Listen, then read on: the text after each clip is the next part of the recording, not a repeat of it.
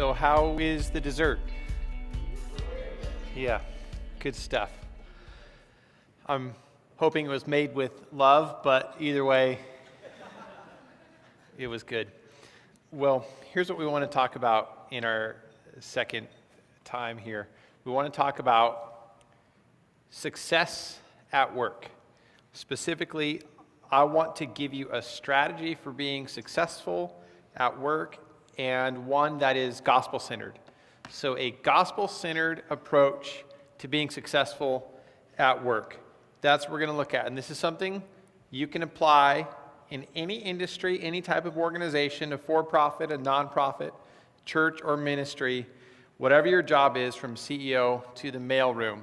And this is especially geared, it applies to everybody, but to college students and recent graduates. As you look ahead to your career, how do you lead a successful career? I would suggest that you need to have a strategy, an overarching strategy that can apply to whatever job you're in, whatever industry you are in. You need to have a framework for how success happens and know how to bring it about. And that's what we are going to look at. This is the strategy we implemented when I was at Desiring God Ministries, John Piper's ministry. And we kind of learned it there through some business books and through some application.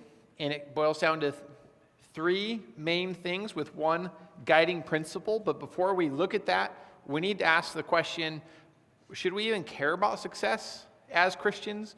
Raise your hand if it ever makes you uneasy to think about success. All right, great. So, yeah, and it can make me uneasy as well. We can think as Christians, success very easily can get in the way of serving others and of our spiritual lives. But at the same time, it's also possible to overcorrect and say, therefore success doesn't matter. We shouldn't think about that at all as Christians. And that would be an overcorrection. What we need to do is recognize that we do need to care about success. God doesn't want you to go into business to fail. I mean, some businesses do fail, but if you're trying to fail, that would be weird. It would be contrary to the purpose of business altogether, which is to serve people and make a profit in doing so. So also with your career, you shouldn't go into your career with the intent to fail. That's contrary to the purpose of having a job. So therefore, by definition, you do need to care about success. You just need to care about success in the right way, in a gospel-centered way. And that's what we're going to look at. And the neat thing is that succeeding in your career and serving others are not at odds. Instead, you succeed in your career by serving others. And of course, that shouldn't be a surprise to hear, because that totally follows from what we saw in the first message, but we're going to look at that more closely. See, one other thing I want to say on that, not only is pursuing the good of others and succeeding not at odds, but as we saw in the first message, God's plan for transforming the world is love, right? And so we need to go into the workplace knowing how to love others at work. And I gave you 4 overarching principles for that in the first message. This strategy for being successful is a way to take love at work to the next level. It's another way of making love concrete and real in the workplace. And the wonderful thing is, it's also the way to succeed. It's really cool. And some of the foundations for it there's scripture and there's just common grace wisdom that both show that this is smart. And that's what we need to look at before we look at the details of what this strategy is. But why does it work? Why does generosity, seeking the good of others, work as a means to success? Well, first, we see this in common grace. There are some great books out there. You know, there's actually a helpful book you probably heard of, maybe read, like How to Win Friends and Influence People. That's a helpful book to read to prepare yourself for your career. If you're going into the workplace, read that book, because it teaches you how to treat people.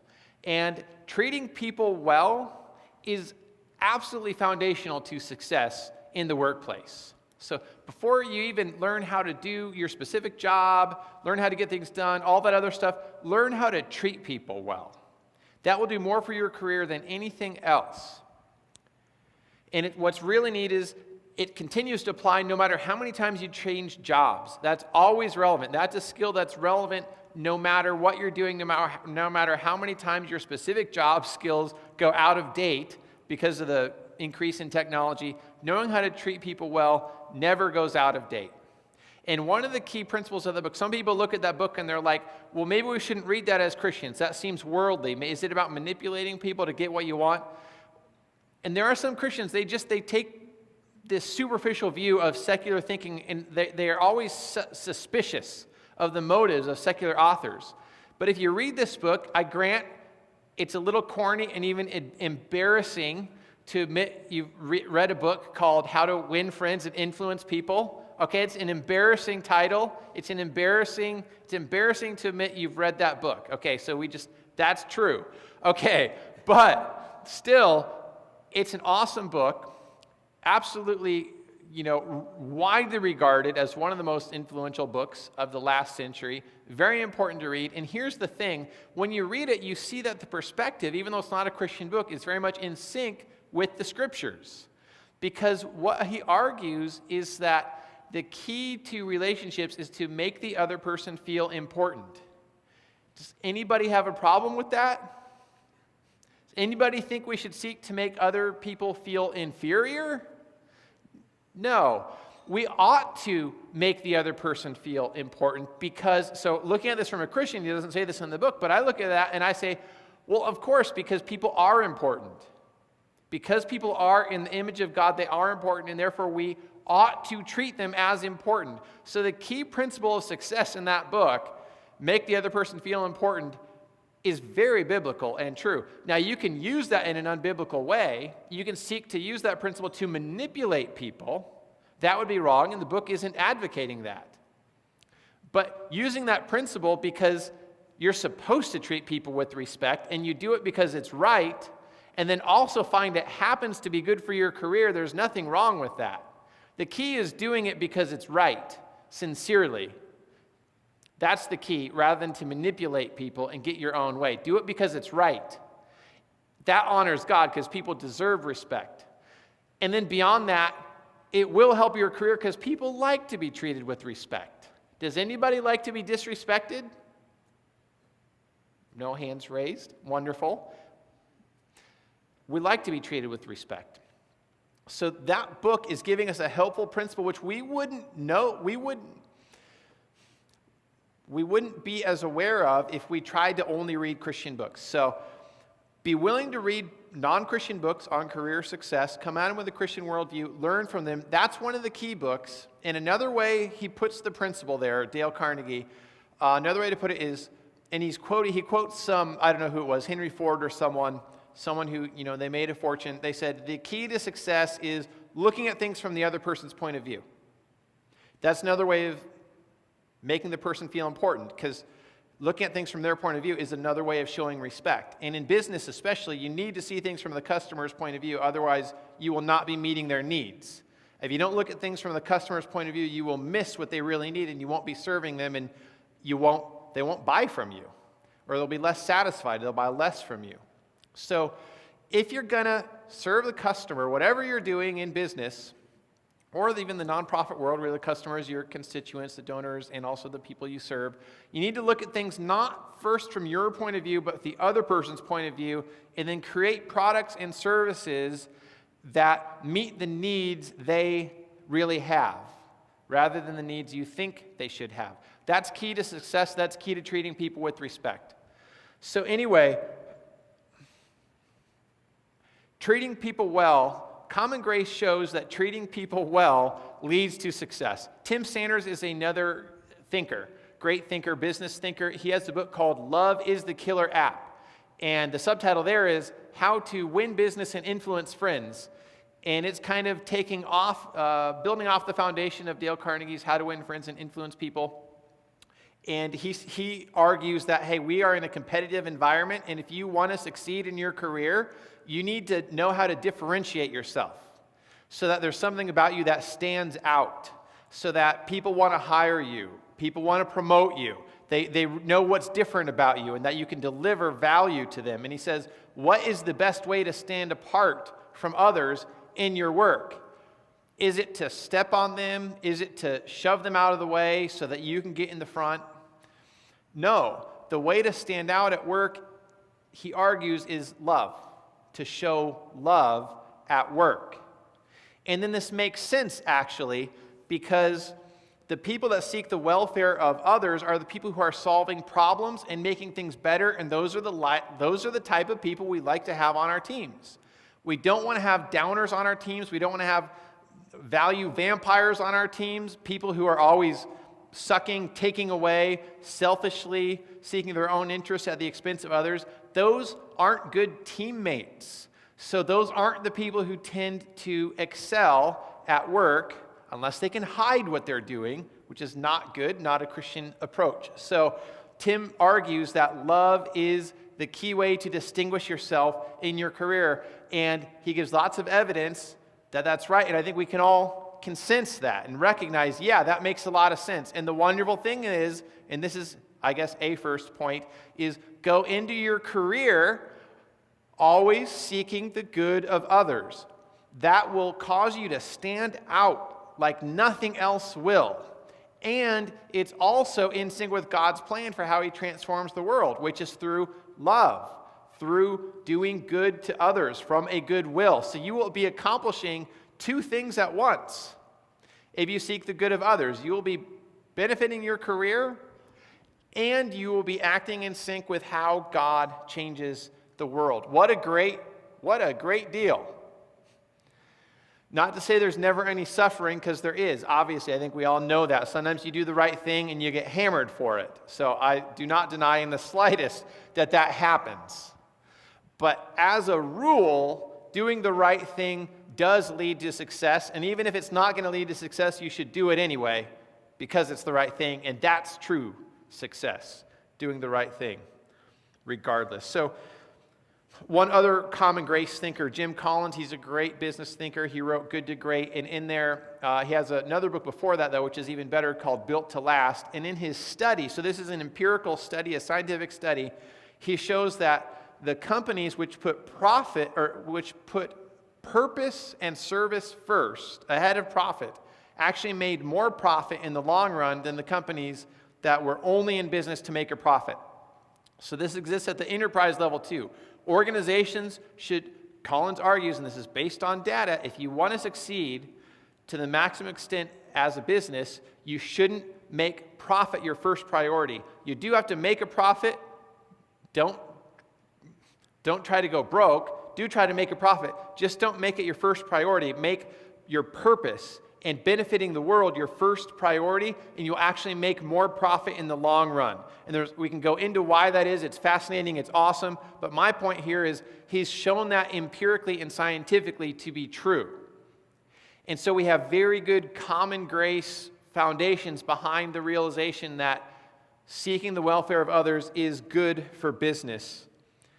But beyond that, it's also biblical. I quoted 1 Corinthians 16:14, I think it is, in the first message, that we should let all that we do be done in love.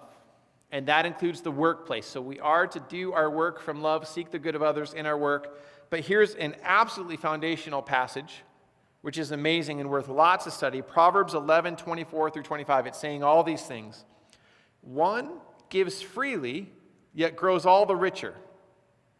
Another withholds what he should give and only suffers want. Whoever brings blessing will be enriched, and one who waters will himself be watered. So there we see it right in the scriptures. The person who brings blessing will be enriched. In other words, serving others and seeking their welfare ahead of your own is the best way, in a greater sense, to bring about your own welfare.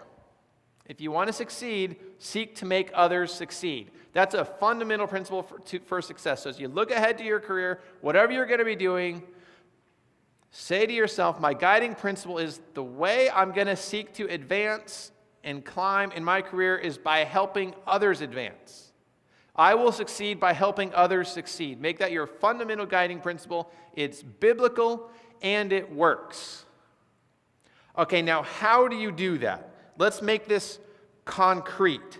How do you do that? How do you seek the welfare of others? How do you bring generosity and love into the workplace? Now, I take for granted, as a foundation, two things behind everything else I'll say. Number one, know how to do your job really well. Number two, know how to get things done. Read a book like David Allen's Getting Things Done, which shows you how to manage your time and tasks.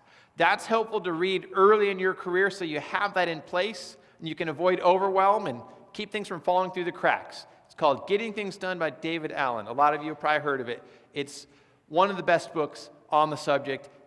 Understand how to do that as early as you can in your career. Number two, any job you have, whatever it is, learn how to do it really well. Talk to the people that did it before you. Read books that have to do with it. Read books on your industry. Become educated. Be an expert at your job. And then do your tasks very quickly and with high quality. Managers really value individuals that can get their work done promptly.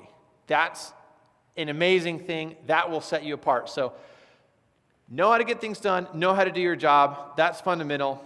Take that with you everywhere. Now, beyond that, and here's my focus, there's three things you need to be doing beyond the basics of your job, okay? And that's where you can especially bring generosity into your work. And those three things are this. Always be on the lookout to share your knowledge, networks, and compassion, okay? So in the workplace, be on the lookout to share knowledge, networks, your contacts, and compassion in the workplace. If you do that, in addition to the fundamental tasks of your job, you will especially set yourself apart. You will benefit your organization massively. You will build up your own career, and you will stand apart. And work will become a lot of fun. I believe we should enjoy our work. I believe that's a very important call. Don't just do your work, love your work. And if you can bring generosity into the way you do your work and implement these three principles I'll be laying out, it increases your own fulfillment.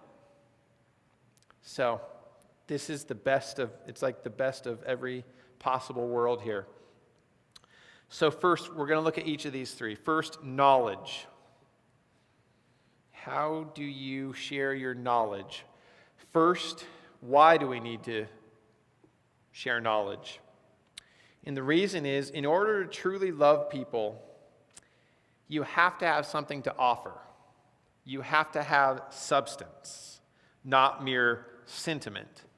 And knowledge gives you this. Knowledge is a very valuable currency in the business world.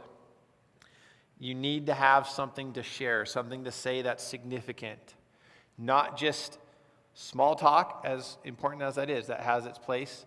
Don't just be aware of the sports scores and what they said last night on late night TV or the funny cat videos on YouTube. Have also real substantial knowledge that you can share with people, which means learn everything you can. And the best way to do this is through books. Books are a very efficient way to learn. And there are a ton of amazing books out there. Start reading. Read a lot. Read all you can. If you're not already reading, start reading, especially nonfiction. Fiction has its place. It's really important. It's really, really important, and I need to read more of it. But especially read nonfiction, business books, theology. Read a breadth of books. Read widely. And read about your industry. Read everything you can. And then as you are learning, as you're reading the books you're reading and learning in other ways, be on the lookout for needs people have that the things you've learned can help meet. So this is about sharing your knowledge. Before you can share knowledge, you have to gain knowledge, right? Once you've gained knowledge, what do you do with it? Do you just use it to make yourself more effective? And I'm saying no, as important as that is, go a step further and seek to share your knowledge. Share your knowledge, which means you look for insertion points. Like if you're in a meeting and they're talking about who knows what, some marketing problem or whatever, and if you read a book that's applicable to the problem you're discussing in the meeting, speak up. Become like a walking encyclopedia of answers and information that addresses people's needs in the workplace. You'll become a go-to guy or gal for help and resources and assistance, which will be very beneficial to your career and serve your colleagues and your organization. Recommend books to people.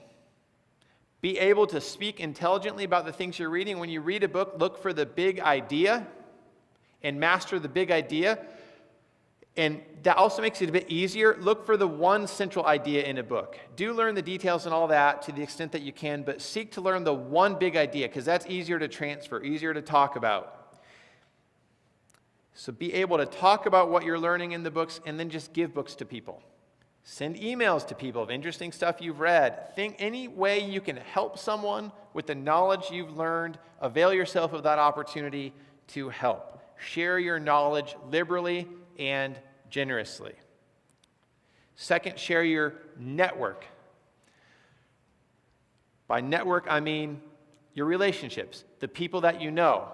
A lot of times, the solution to a problem is another person. So be on the lookout for needs people have and connecting them to other people who can help meet their needs. Now, as with knowledge, so with network, before you can share your network, you have to build a network, which means meet everyone you can. Seek to meet everyone you can. That's absolutely fundamental to building your network, meeting people. And of course, it's a good, very Christian thing to do because people are valuable. People are in the image of God, so it's very worthwhile to meet people. Seek to meet everyone you can. And one of the best ways to do this is to take every trip you can. So whenever you have an opportunity for a business trip, take it. And seek to even adapt and structure your job in such a way that you can take more trips because traveling broadens your horizons and introduces you to more people. When I was at Desiring God early on, John Piper, since he speaks around the country and around the world, some of my friends would be traveling with him sometimes, and I was like, well, that's really cool, getting to travel with John Piper. I want to do that. So I don't know how I went about it, but I put my name in or whatever, suggested, hey, I could go with Piper on this trip or that trip and be his assistant or whatever. So I started being able to travel with Piper a bit. And then when we started launching a radio program, there were radio conferences in the radio industry. And we started going to all of those so we could learn how to be effective in radio. And that was a great opportunity for me to visit lots of different cities I wouldn't have otherwise seen and meet lots of people. And over the years, by taking all the trips that I could and meeting everyone I could at these events, I developed a large network. And one of the ways that helped me was when it came time to launch my book, there was this ready-made web of people that were excited to read the book and tell others about it. And that was actually one of the key promotional strategies for my book and getting the word out. It was relying on my network to spread the word. And the network was there because I would meet everyone I can and take every trip that I can. So build your network.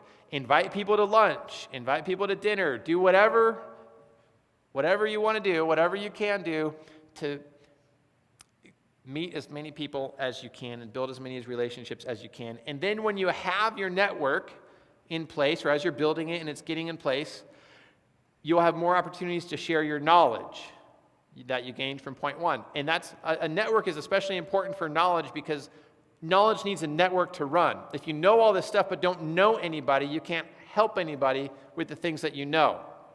So as your network grows, your opportunity to help people with your knowledge will also grow. Now notice also there is a slight importance to the sequence in which I'm laying this out too. You want to as much as possible, gain knowledge first because you want to have something to offer people. So that's why you don't build your network first. I'm not saying like wait a year to build your network or anything like that, but the focus is on gaining knowledge first so you have something to offer your network. If you build your network but don't have anything to offer, then you're not really able to be generous because you don't have anything to be generous with. One other key point here is do not separate personal friends and work friends. Seek to build friendships in the workplace. And this is different from the way things used to be done. It used to be professional was kept professional, personal was kept personal. Don't mix the two. So don't have friends at work. Don't become friends with coworkers because that's business. That's a different realm. And that's a bad way to work because it takes one of the greatest sources of human fulfillment away from the bulk of your time. And there's no reason to do that. In fact, I've found you're able to get more work done when you're working with people that you're friends with. And it's much more fulfilling when you're working with friends all day long instead of having to wait till work is over to interact with friends and so forth. So don't separate work and friendships. Don't fall for that. Build friendships through work. It's great. It's awesome. And it's very biblical, especially if you're in ministry because you're supposed to be friends with other Christians. And that's one of the great things of working in ministry, by the way, because it's so much easier. It's very easy to develop friendships with your coworkers and people in other industries because they're Christians, and you already have that commonality in place. So build your knowledge, build your network, share your knowledge, share your network, and last of all, share compassion. In other words, be human at work. This is another difference that the new economy brings versus the old way of doing things. The old way of doing things, there was this notion, don't show emotion at work, don't bring compassion into the workplace. The workplace is about what's professional, and bringing in that human element is not professional, so don't do it. And that made workplaces, in many ways, inhuman. That's not natural. It's dividing up our humanity. Instead, go against the conventional wisdom on that, which fortunately is dying out, and be human at work. I mean, one basic way to do this is like if you write anything for the website or any formal communications for your company, sound like a human being. Don't sound all stiff and cold and professional as if that's the way companies are supposed to talk. That's not the way real people talk. That's not the way companies should talk. Sound like a human being. Marketing is a conversation, and every act of communication from a company is a type of marketing and therefore needs to be conversational. These are the real companies that we actually like to work with. It's off-putting when a company is not human in its communications. But beyond that, with your coworkers, be willing to show that you value them. Be willing to show emotion. Be warm and smile. At one organization I worked for, we were dealing with this human resources consultant who, she would never smile at the workplace. I started to think she was taught to never smile. The way to be professional is to have this frown on her face all the time. And, it did seem very professional, but also very unlikable and discouraging. It made us feel like tools. We didn't like working with this person who thought it was unprofessional to smile. She was buying into the false idea that we ought not bring compassion and the human elements of life into the workplace. And by the way, this is becoming more and more important as robots are becoming more and more smart and intelligent and able to do more and more jobs. Sometimes you're going to end up maybe competing with a robot in one sense. And the thing is, humans have something robots can never bring, and that's emotion and compassion and the human touch. And that's especially critical in the new world of work. Dan Pink wrote a book called, I forget the main title, but the subtitle is Why Right-Brainers Will Rule the Future. And it's called A Brand New Mind or something like that, or A Whole New Mind. And it's on how that one of the keys to success now in the new economy are the uniquely human aspects of emotion and empathy and things like that, as opposed to merely technical skills. And that's right. Bring your humanity into the workplace. One very specific application of this is to always seek to be uplifting and encouraging, and go out of your way to show it. Seek to not just get tasks done, but build people up in the accomplishment of tasks. A very simple way to do this is with email. Be encouraging in your emails. And to do that, you need to realize that being neutral in email sounds negative, because most of the facets of communication are stripped out of an email. So if you're just coming across as neutral, if you think you're coming across as neutral, you're probably coming across as a downer, as negative. So take an extra step to be encouraging and uplifting in your emails. And that's just one way to bring compassion and humanity into the workplace and make it a better place to work and show love at work. In sum, as you look ahead to your career and figure out your strategy for succeeding and moving forward, make it be this. Always be on the lookout to share your knowledge, networks, and compassion. And the result of this will be you will have increasing job satisfaction. You will be reflecting God, who is the King of generosity, in always sharing his knowledge, networks, and compassion. And you will therefore be a part of his plan to change the world through Christ-centered love in the workplace, all the while serving your own career effectively and bringing value to your organization. So do these things right away when you leave here, or tomorrow morning, but even right away. Resolve to start building your knowledge and sharing it, building your network and sharing it, and through your network, showing real compassion, encouragement, and warmth in the job. And if you do this, you will excel at work and do so in the right way, a way that reflects the gospel and the glory of God. Thanks.